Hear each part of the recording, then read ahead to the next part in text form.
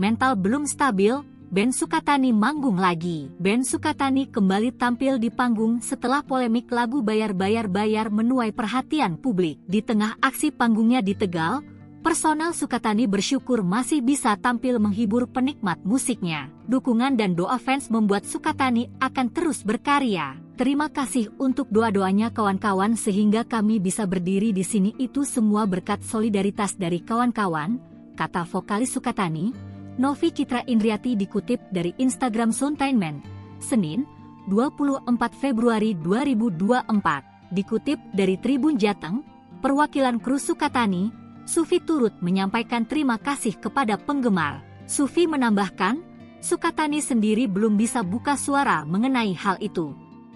Menurutnya, saat ini personel Sukatani sedang berada di tahap recovery. Recovery yang dimaksud untuk menstabilkan mental Sukatani buntut masalah tersebut. Ketika nanti kondisinya sudah membaik akan ada statement yang keluar dari Sukatani secara resmi, ujarnya.